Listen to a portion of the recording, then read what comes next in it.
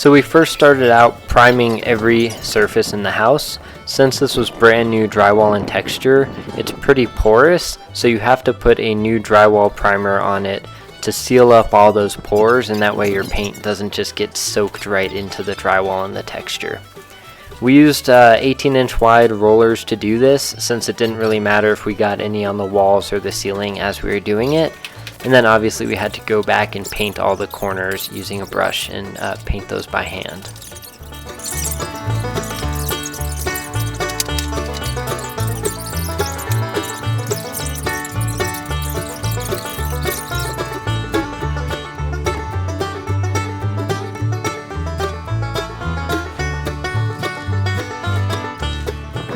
And then once we had all of the walls and the ceiling primed, we started out by painting the ceilings. This was pretty hard to do with the pole. Once again, I used the 18-inch wide roller and we used specific ceiling paint, but you have to get some good leverage on the pole to really make a difference on the ceiling. It probably would have been easy to spray this part, but I don't have a paint sprayer and I didn't really want to get a paint sprayer because I had never used one before.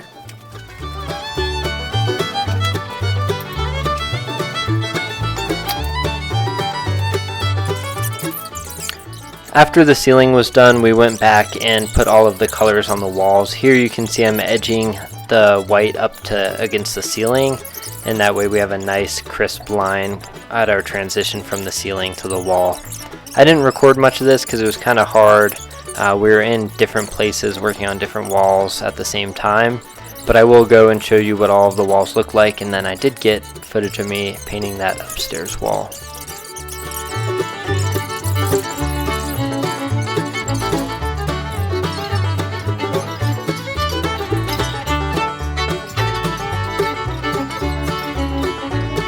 Everywhere in the house we used Behr paint. We used the Marquee line of paints, which is a one coat guaranteed. It's their highest line of paint, and that was just appealing to us because we wanted to be able to cover everything with one coat and not have to go back and do a second coat on some of the darker colors, and it did end up being cheaper.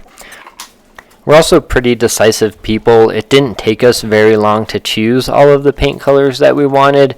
We kind of knew what we were looking for, and I think they all turned out really well, and they're going to look good with our tile and our floor. So this is the color we chose for that mudroom. It's just the wall right when you walk in that you'll be facing away from. So it's a pretty dark gray, but it turned out well. And then this is the downstairs bedroom wall. We did 2 walls in that, and then obviously our living room is all this white color, and we'll come back and do shiplap later. And then this is our upstairs bedroom. We have 3 walls in this brown, and then we're doing 1 wall in white shiplap. Thank you. With all the paint done downstairs, we're going to go through and put all of our recessed lights in, all of the switches and the outlets in, and all of those finished kind of things in. So for the lights, we are using all of these LED just kind of housings, and then they just have a regular screw plug that screws into our recessed housing.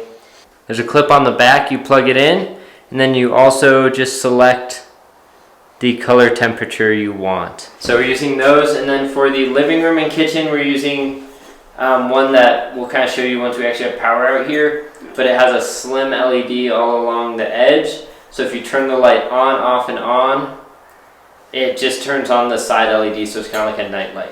And then for all of our switches, we have dimmer switches everywhere, and these are made for LEDs, as you can see. And then we have a couple different types of outlets we're using. We're using these fancy outlets that have USBs on them. We're using those on either side of the bed upstairs. And then everywhere else in the house, we're using tamper-resistant outlets. And then for the kitchen, obviously, we have GFI outlets. So we're going to go install those. We'll probably start with the lights and then work our way to the outlets and switches. So as we just touched on, the screw base screws directly into the light. We're setting the back. 1 click down, which is soft white, and we can adjust it later if we want to. Clippy clip thing clips into the back, so it just clips in like that, and then there are these little pieces there that these springs fit into. So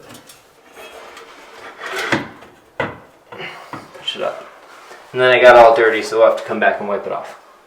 We chose LED lights for all of our recessed can lighting just for the energy savings and being able to choose the color temperature. We also are going to make most of the bulbs in our light fixtures LED. That way everything kind of matches, and once again we have those energy savings. At this point we're putting in new lights anyways. We might as well get something that's not going to burn out every year or two. These are the other ones. As you can see, there's the little LED that goes around it, and then we have the switch on the back that we can switch the color temperature again. So same thing.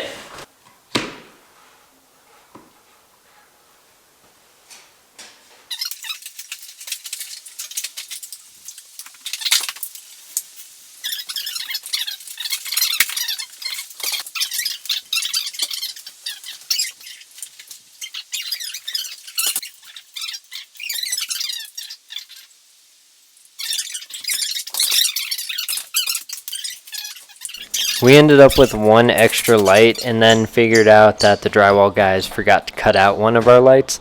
Luckily, all our videos are on YouTube, so we looked up our recessed can lighting layout video, which I'll put a link up here in the corner, and we were able to watch that and figure out exactly what our measurement was for where this light should be. So we were able to just stab up a knife through it, and we got it right on the first try. Just cut it out and we were able to pop that light in.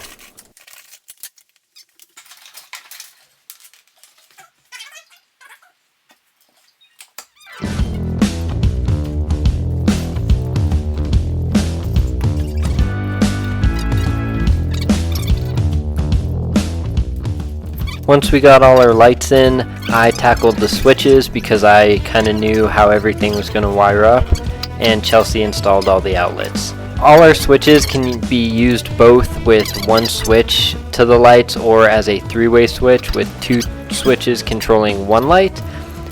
You just had to cap off the red wire if you're using just one switch, and then obviously if it was two switches, you would just use that red wire as the control wire.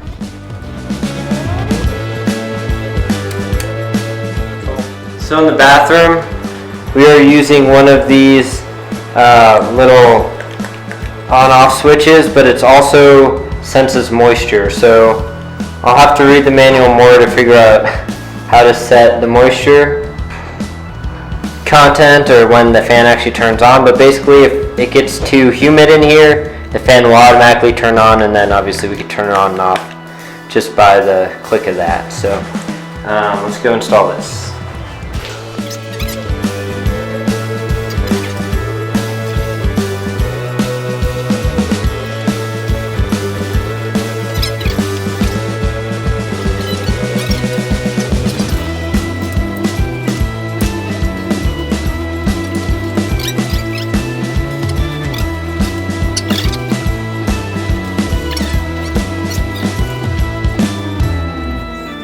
It took Chelsea a little longer to install the outlets than me to install the switches because she would stop after every wire and watch more of the Smurf movie, as you can see her watching on her phone.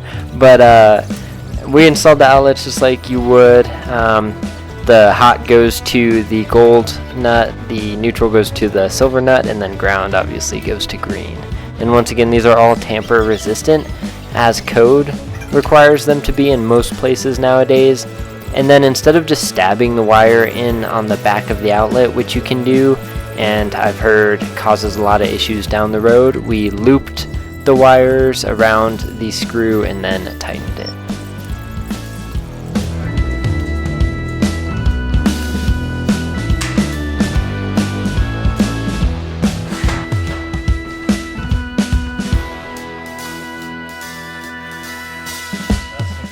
The last big electrical thing we needed to do, besides putting up all the fans and wall sconces, is put up our range hood. The range hood was pretty easy to install. We just leveled it out at the height we wanted it at, which was pretty high because the range hood we have in the house now is really low and it kind of sucks. And then we attached the brackets for the vent cover, I guess it would be called. We installed the flexible duct that comes with the range hood and then taped all of those connections like we usually did. And then once that was done, you just kind of shimmied the covers on. It took a little bit to get them actually on, and it was a little difficult, but we got it done. And then we are going to come back, and that overhang is going to be wood, so that little space you see in the drywall you won't see after we're done putting that shiplap up there.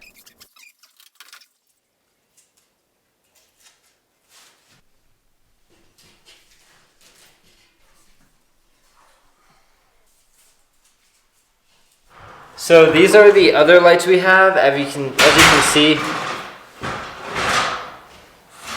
I'll wait till you're done. Don't hit the wall, please. Oh god, you're so close. Holy shit, okay, okay. Okay. Are there instructions that we should be reading with these? Thanks for watching, guys. I hope you enjoyed this video. I just wanted to shout out to all our subscribers and say a big thanks. We just hit 1,000 a couple days ago, so that's super exciting for us. We've also had a couple hiccups in a couple of our big projects, which is why we haven't put out a video for the past couple weeks, but we should be able to start releasing them on a regular basis again, so stay tuned for those. We've got the bathroom that is almost finished up. We've got the staircase that's going in, and then hopefully we'll have the AC going in pretty soon. So stay tuned.